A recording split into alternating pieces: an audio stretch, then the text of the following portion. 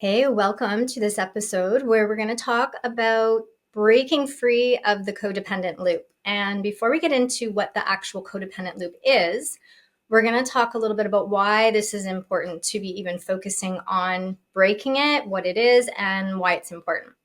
So, as we enter into our new era, this new paradigm, new dimension, as we enter into new consciousness, it's really important that we claim and embrace our sovereign soul self, and we become more soul infused personality, and we become more in our sovereignty and our empowered, most highest authentic self. That looks different for each of us because each of us have our own different blueprint and roadmap that we've chosen for this incarnation. And when the more we tap into our soul and the more we tap into calling forth our soul and honoring our soul's resonance, the more we actually activate this and are able to express this roadmap, which ultimately is our own personal path of highest fulfillment and healing and expression and reminder of why we're here and how to do what we've chosen in this lifetime as our potential to step into and then to express. And it's also a potential guidepost roadmap for how we want to serve, how we want to share our gifts and abilities, how we want to potentially make changes at this time in this paradigm shift.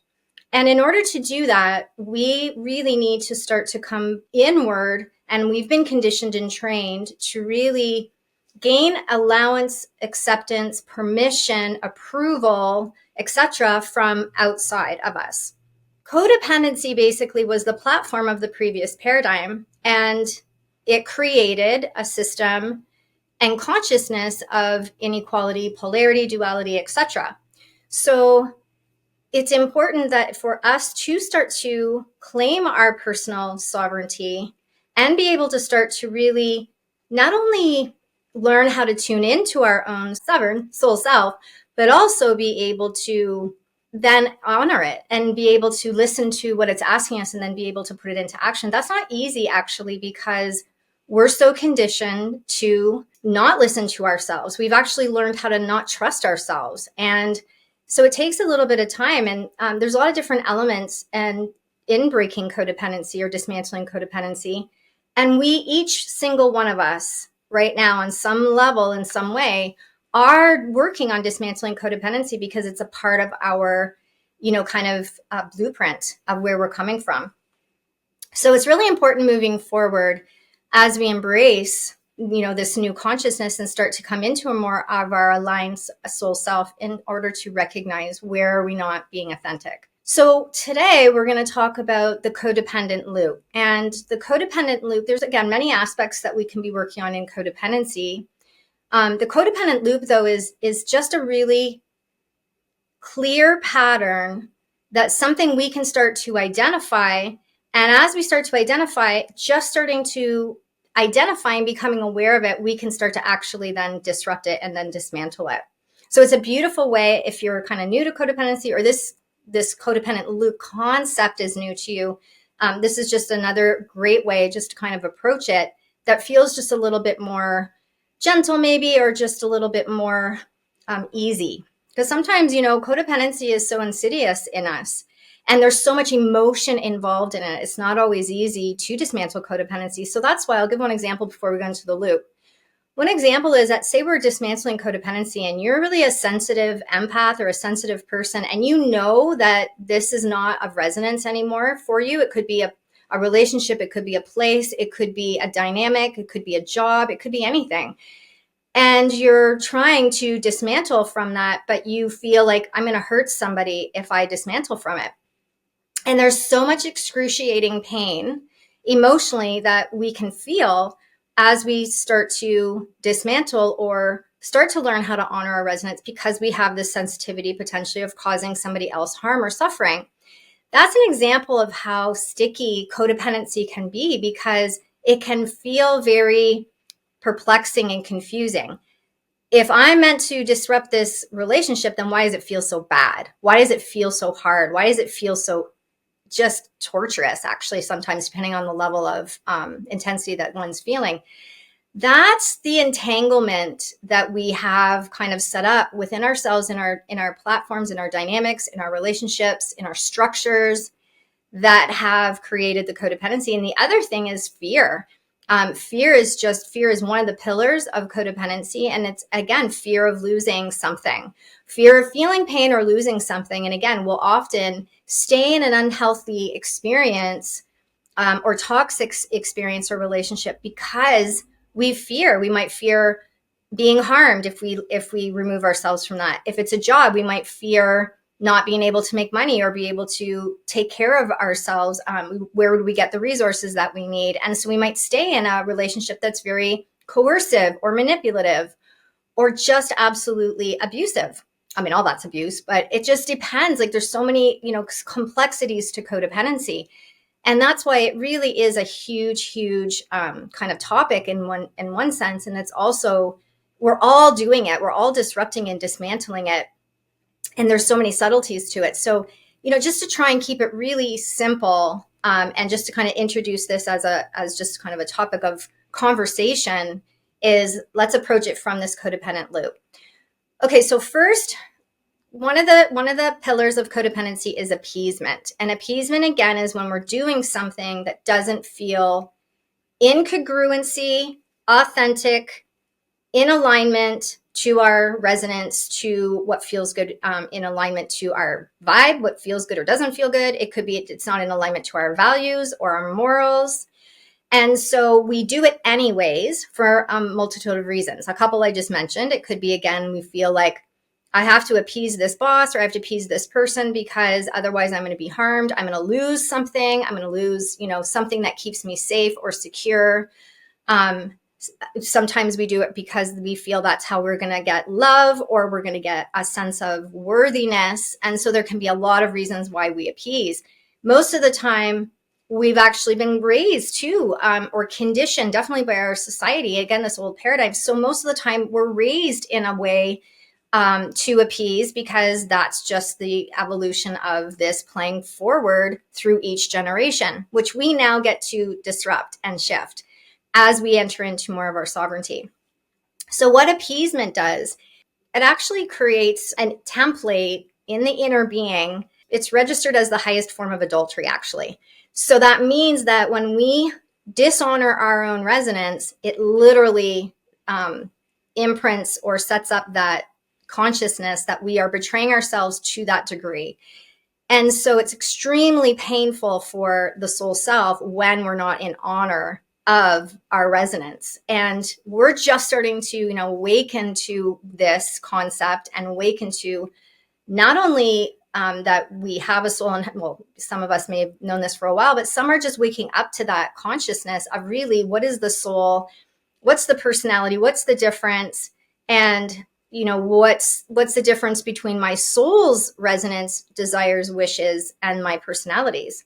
So that in of itself, learning how to understand where we're appeasing, there can be a little bit there to unpack for ourselves. Just starting to be aware is always the most easy, gentle way to approach it. And the more we just start to become aware, the more we start to refine our discernment between, why am I doing what I'm doing? So do I have something to heal there? Do I have something to untrain? Do I have something to, maybe disrupt as in a belief system as well? There's going to be information, healing information that is available to us as we just start to even be aware of the fact that we're appeasing. So appeasement is the beginning of the loop in a sense. When we appease, it doesn't feel good for us. So then we don't feel good. That generates energies and emotions in our body. And oftentimes, by the way, we appease for subconscious. It's subconscious. We're not aware sometimes of why we're doing it. So what that does is it will create the activation of unresolved energies. So say I appease something, it doesn't feel good for me, and then I get angry or I get resentful. So that's an indication. If I'm resentful, then I'm not being congruent to my own inner authenticity. Then if I get angry, maybe I'll have a blowout. That's the subconscious purging out because energy has to move.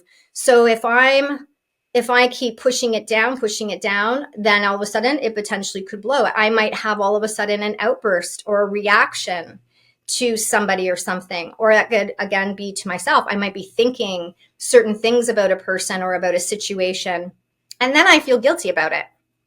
This is the next part of the loop. So then I don't feel good. I don't feel good about how I reacted, how I responded, or how I thought, or how I felt. So then I feel guilty. And then guilt is I feel I've done something wrong or I've done something bad. So then we want to make that feel better. And so what we do is we go back into the appeasement, and this is the loop. So we go from appeasement, then we go into expressing the emotions unconsciously or subconsciously outward, or just again, it stays inward. And that creates some type of, disturbance in some way. It can be a fight, it can be a conflict, something. And that doesn't feel good. Then we go into guilt. So then we go back into appeasement. So this is not necessarily, easy to dismantle overnight, because we have very ingrained, entrenched dynamics and patterns. And sometimes we won't always understand why we're so fearful to listen to our own resonance. Or maybe we are aware, maybe we're aware of I don't want to be, we might have beliefs that if I start to listen to my own authenticity and my own resonance, I'm not going to have anybody left in my life, or nobody's going to like me, or I'm not going to be included anymore, or I'm going to lose my family, or I'm going to lose this, most important person in my life in the relationship I'm in. And I don't want that. There could be a multitude of reasons.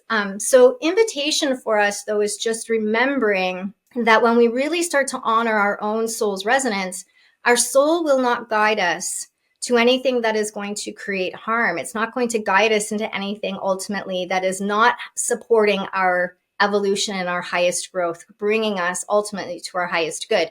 Maybe it's a bit choppy getting there as we start to work on that and we start to rearrange. It's kind of like when we start to disrupt the codependent loop, especially if we've been in this loop for a while with somebody. It's like all of a sudden we're changing the game and the rules of the game, and they don't know that we've changed it, or they don't know what the new rules are. It's kind of like that. So again, there's a lot of complexity to it.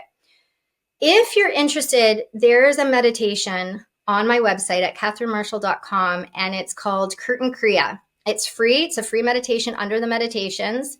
And if you want to go there and check it out, because it is a meditation that actually cleanses out and purges out the subconscious. Because as we start to purge out our subconscious, that starts to help any unseen or unresolved programming or patterning that we are playing out, that is playing out and supporting and continuing to maintain these dynamics, these codependent patterns.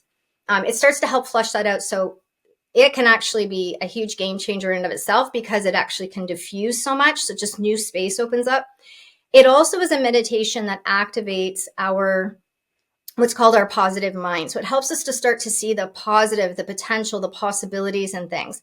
Because a lot of times, especially as we're dismantling codependency, it is not comfortable. It is not comfortable, and it doesn't usually feel good. And we don't necessarily also want to, be out of a relationship. Just because we're dismantling codependency doesn't mean we don't want to still be in a relationship with somebody. We just want to upgrade it. We want to up level it to a point where it's becoming more equalized. It's becoming more balanced. It's becoming where we both can be, or the group, whatever we're in, can be in our own authenticity, and we can learn how to know what ours is and then honor what somebody else's is. And that's where the shift we're coming into is interdependency, where we can be in our own lane, be in our own sovereignty, and we can honor that acceptance and freedom to somebody else to also be in theirs. And then we can support each other in our process, not expecting or needing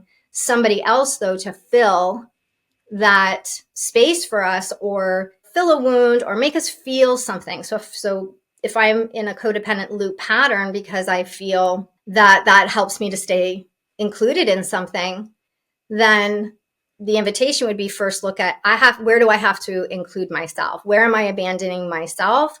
Where Where am I looking for somebody else to feel something from within me? And that's a drain.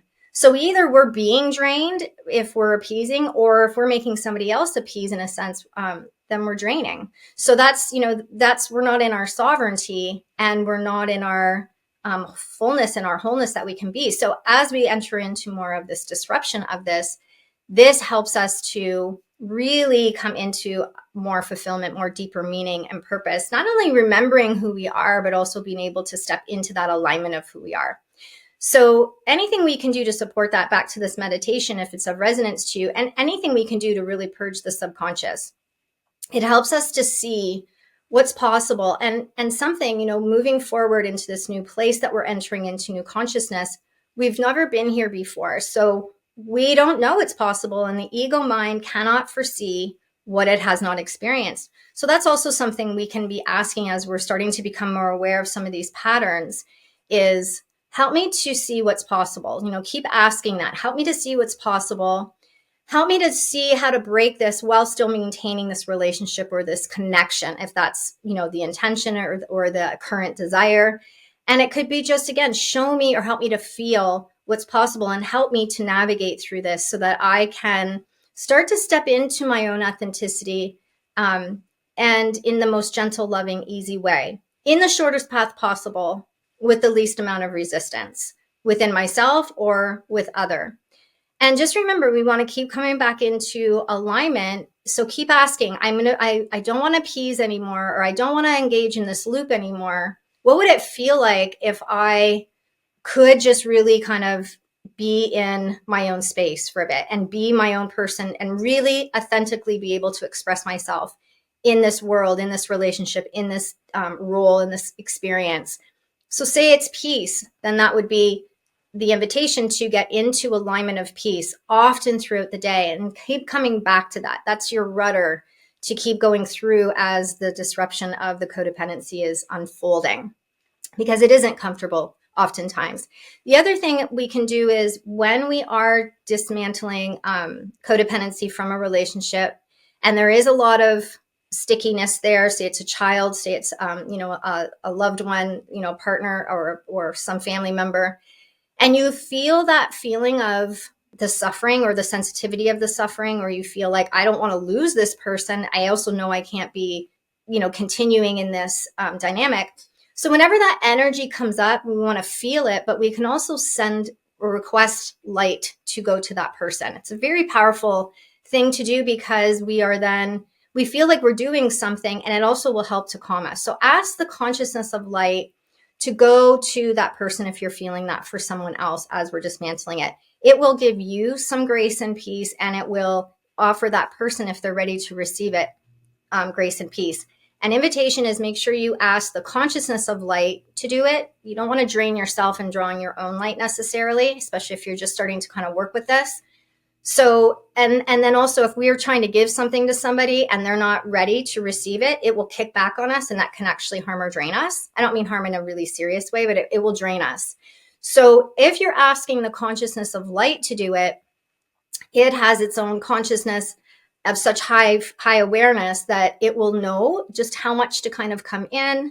And therefore we're offering that blessing or that gift for somebody else, but we're not draining ourselves in the process. And by doing so, we're also receiving the same grace and the same gift.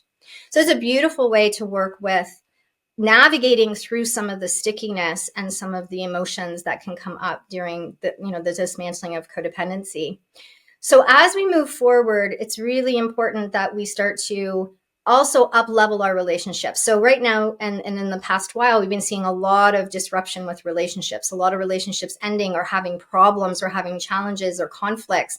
And that's because there needs to be an up-leveling with and a new alignment with the new consciousness. So again, it doesn't mean a relationship has to end. It potentially does mean, or if you're experiencing this, it's because the foundation from which that relationship originally founded on is no longer viable or serving either of you, or the group or the structure, because it won't be in alignment to the higher consciousness of heart-centeredness.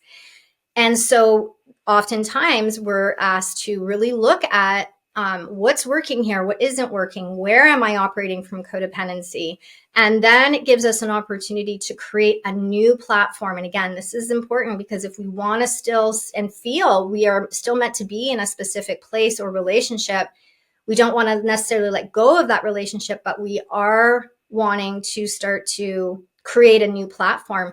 And that means that we get to start to now kind of like, it's like creating a new mission statement in a sense, right? Or it's kind of like you get to rebuild right from the ground up what you want this relationship to be, who you want to be in this relationship and how you want to show up, and also what you want to experience and what you want to receive while still being potentially in the relationship.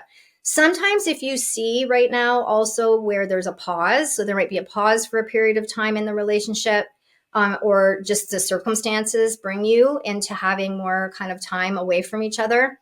That's also part of potentially why that's happening, is that it's giving both people an opportunity to start to really, again, look at what's mine here, what isn't mine. And then when they're, if they're, because some relationships will be completing, but if there is a reunion back, then it's an opportunity to come back and really reestablish. So sometimes those particular souls may have chosen and need and want that pause, but that pause doesn't always have to be there. Definitely not. All right, so I hope you have a beautiful day and enjoy your authentic, sovereign, beautiful soul self. Namaste.